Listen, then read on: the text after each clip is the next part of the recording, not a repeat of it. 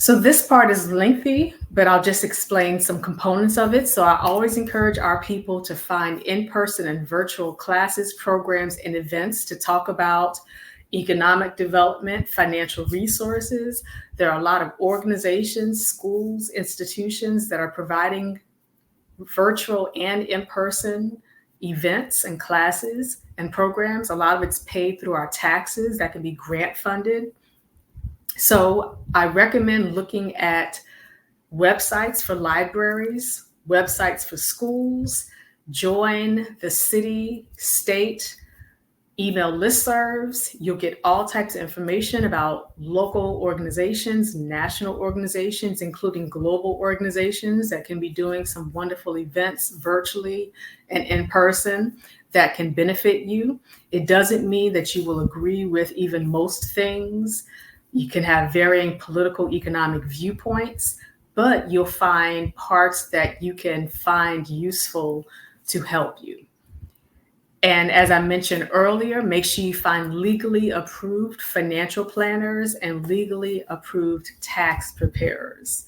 And remember, it's someone who is by law allowed to do your taxes in that sense, which is different from if you want to do your own taxes or you have friends or family doing it. Someone who's getting paid to do taxes and they're presenting themselves as an official tax preparer, you got to make sure that they know the legal requirements to do so. You also want basic planning advice, some basic resources and basic services. So this means that we all have certain knowledge about some things, but the wonderful thing about having a legitimate financial planner, economic planner, is that they admit when they have to research something further and get back to you. And what they do is they'll research themselves and they will contact their colleagues. And this is where the next one comes in. Having one-on-one conversation. So my financial planner is a Black man, and he's been my financial planner for 10 years now. And he asked one of the colleagues, who's a Black woman, about what's the best way to give our people advice when I do these economic development community presentations. Her response to him, to tell me, is that encourage our people to, in addition to attending events to talk about economic development, schedule one-on-one meetings with someone who specializes in workforce development, similar to when we talk about health and medical services, education services. You want someone who does this one-on-one in-person communication to talk about workforce development, economic development, financial resources that you need, because there's no one size fits all.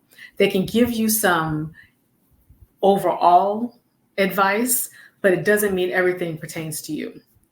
The next one, looking at simple investments. If you go to your financial planner and say you want to start doing investments, a good financial planner will not get you started doing everything. A horrible financial advisor will say, yeah, we're going to put all your money into this. And they won't think wisely and just take it bit by bit. They'll throw it all in there so it could all be lost if something happens.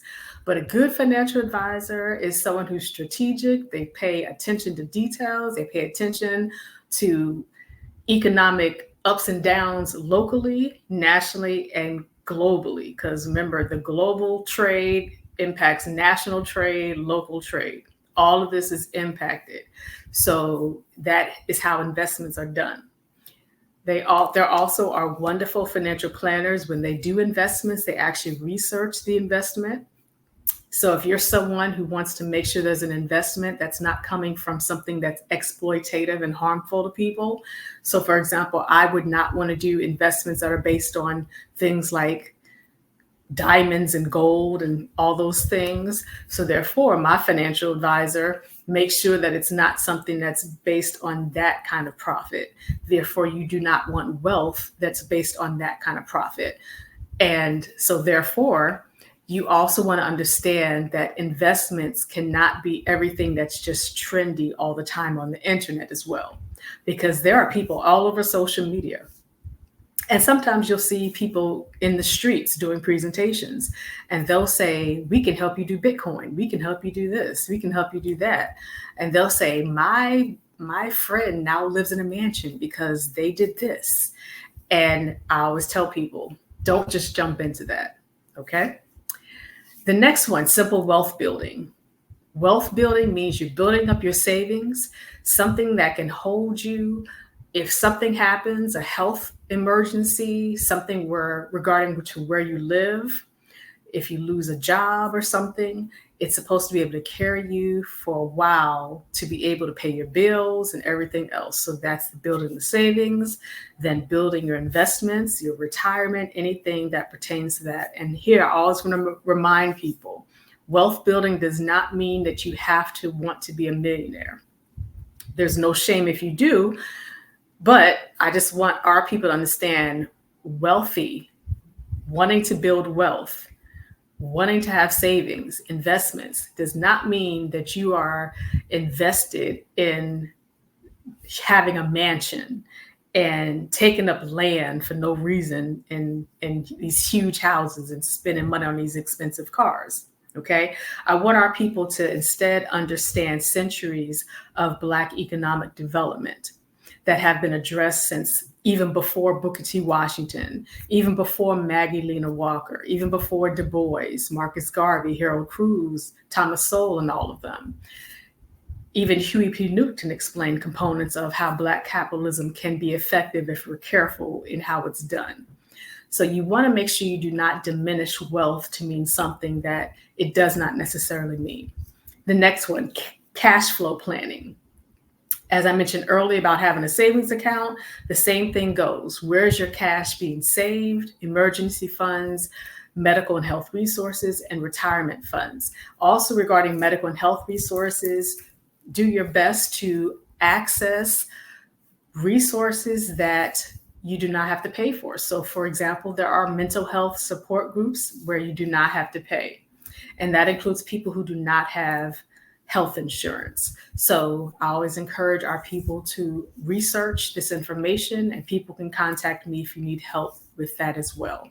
And the last but not least part, this is where you look at retirement income, pension, Social Security benefits, the Social Security disability insurance for people with disability, living will, life insurance, all of these different components throughout our lives that are processes that we need to consider. They don't happen quickly, so these are processes. And so as I mentioned earlier, artists, Black artists are intellectuals and scholars. It all goes together, and Harold Cruz explained that as well.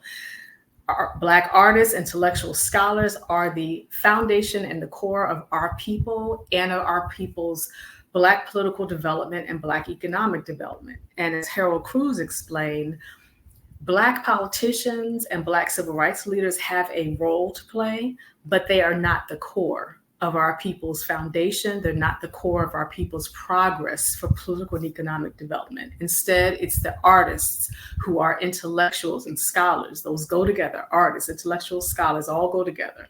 Those are the cores, okay? So that means Black culture is the foundation for Black progress. So up here, you just think about this. What are components of Black culture that you can think about that contribute to Black economic development? What are some things that you have in your life that are contributing to your own economic development?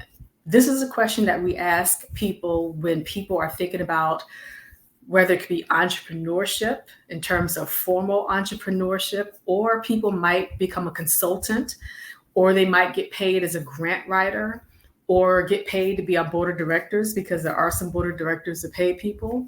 This is where you have to ask yourself, what are some cultural components that you have? And what are some resources that we have as people? Black educators, Black writers, Black organizations, Black leaders and decision makers, Black visual art.